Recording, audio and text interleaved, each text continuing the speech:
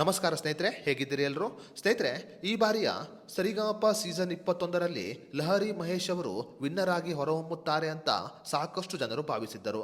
ಆದರೆ ಸೆಮಿಫೈನಲ್ನಲ್ಲಿಯೇ ಲಹರಿ ಮಹೇಶ್ ಅವರು ಸರಿಗಮಪದಿಂದ ಹೊರಬೀಳುತ್ತಾರೆ.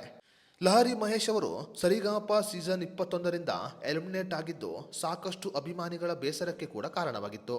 ಸರಿಗಮಪ ಸೀಸನ್ 21ರಲ್ಲಿ ತಮ್ಮ ಅಮೋಘವಾದ ಕಂಠದ ಮೂಲಕ ಲಹರಿ ಮಹೇಶ್ ಅವರು ಸಾಕಷ್ಟು ಅಭಿಮಾನಿಗಳನ್ನು ಗಳಿಸಿಕೊಂಡಿದ್ದರು. ಜಿ ಕನ್ನಡ ವಾಹಿನಿ ಕೇವಲ TRP ಹೆಚ್ಚಳ ಮಾಡಿಕೊಳ್ಳುವ ಉದ್ದೇಶದಿಂದ ಲಹರಿ ಮಹೇಶ್ ಅವರನ್ನ ಸೆಮಿಫೈನಲ್ನಲ್ಲಿ ಎಲಿಮಿನೇಟ್ ಮಾಡಿತ್ತು ಅಂತ ಸಾಕಷ್ಟು ಜನರು ತಮ್ಮ ಅಭಿಪ್ರಾಯವನ್ನು ಹೊರಹಾಕಿದ್ದರು. ಸ್ನೇಹಿತರೆ, ಸರಿಗಮಪ ಸೀಸನ್ 21ರಿಂದ ಹೊರಬಿದ್ದಿದ್ದ ಲಹರಿ ಮಹೇಶ್ ಅವರ ಅದೃಷ್ಟ ಈಗ ಬದಲಾಗಿದೆ ಅಂತ ಹೇಳಬಹುದು. ಸ್ನೇಹಿತರೆ, ಲಹರಿ ಮಹೇಶ್ ಅವರು ಈಗ ಶ್ರೇಯಾ ಘೋಷಾಲ್ ಅವರಿಗೆ ಪೈಪೋಟಿ ನೀಡುವ ಸ್ಥಾನಕ್ಕೆ ಬೆಳೆದಿದ್ದಾರೆ. ಶ್ರೇಯಾ ಘೋಷಾಲ್ ಅವರು ಹಾಡಬೇಕಿದ್ದ ಹಾಡನ್ನ ಈಗ ಲಹರಿ ಮಹೇಶ್ ಅವರು ಹಾಡಿದ್ದಾರೆ. ಡಾರ್ಲಿಂಗ್ ಕೃಷ್ಣ ಅವರ ಬ್ರ್ಯಾಡ್ ಸಿನಿಮಾದ ನೀನೇ ನಾನಂತೆ ಹಾಡು ಇತ್ತೀಚೆಗೆ ಸಾಮಾಜಿಕ ಜಾಲತಾಣದಲ್ಲಿ ಬಹಳ ವೈರಲ್ ಆಗಿದೆ. ಈ ಹಾಡು ಖ್ಯಾತ ಗಾಯಕ ಸಿದ್ದು ಶ್ರೀರಾಮ್ ಹಾಗೂ ಲಹರಿ ಮಹೇಶ್ ಅವರ ಧ್ವನಿಯಲ್ಲಿ ಮೂಡಿಬಂದಿದೆ. ವಿಶೇಷ ಏನು ಅಂದರೆ, ಈ ಹಾಡನ್ನ ಶ್ರೇಯಾ ಘೋಷಾಲ್ ಅವರು ಹಾಡಬೇಕಾಗಿತ್ತು. ಆದರೆ ಅನಿವಾರ್ಯ ಕಾರಣಗಳಿಂದ ಈ ಹಾಡನ್ನ ಲಹರಿ ಮಹೇಶ್ ಅವರು ಹಾಡಿದ್ದಾರೆ. ಲಹರಿ ಮಹೇಶ್ ಅವರ ಧ್ವನಿಯಲ್ಲಿ ಕೇಳಿಬಂದ ಈ ಹಾಡು ಸದ್ಯ ಪ್ರೇಕ್ಷಕರ ಮೆಚ್ಚುಗೆಗೆ ಕಾರಣವಾಗಿದೆ. ಹೊಸ ಧ್ವನಿಯನ್ನ ಪರಿಚಯ ಮಾಡುವ ಉದ್ದೇಶದಿಂದ ಲಹರಿ ಮಹೇಶ್ ಅವರ ಕೈಯಲ್ಲಿ ಈ ಹಾಡನ್ನ ಹಾಡಿಸಲಾಗಿತ್ತು. ಸದ್ಯ ಈ ಹಾಡು ಬಹಳ ಫೇಮಸ್ ಆಗಿದ್ದು ಲಹರಿ ಮಹೇಶ್ ಅವರ ಅದೃಷ್ಟವನ್ನೇ ಬದಲಾಯಿಸಿದೆ.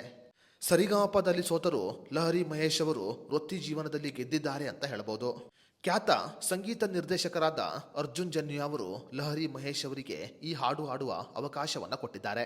ಶ್ರೇಯಾ ಘೋಷಾಲ್ ಅವರು ದೊಡ್ಡ ಪ್ರಮಾಣದ ಸಂಭಾವನೆಯನ್ನ ಕೇಳಿದ ಕಾರಣ ಲಹರಿ ಮಹೇಶ್ ಅವರಿಗೆ ಅವಕಾಶವನ್ನ ಕೊಡಲಾಗಿದೆ.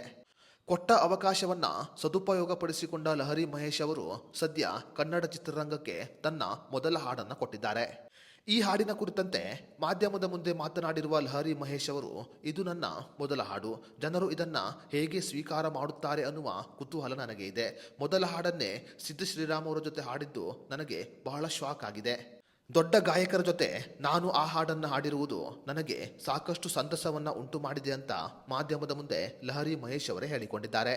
ಸರಿಗಮಪ ಸೀಸನ್ 21ರಲ್ಲಿ ಸೋತಿದ್ದ ಲಹರಿ ಮಹೇಶ್ ಅವರು ಸದ್ಯ ವೃತ್ತಿ ಜೀವನದಲ್ಲಿ ಹಾಡನ್ನು ಹಾಡುವುದರ ಮೂಲಕ ಗೆದ್ದಿದ್ದಾರೆ ಅಂತ ಸಾಕಷ್ಟು ಜನರು ತಮ್ಮ ಅಭಿಪ್ರಾಯವನ್ನು ಹೊರಹಾಕಿದ್ದಾರೆ.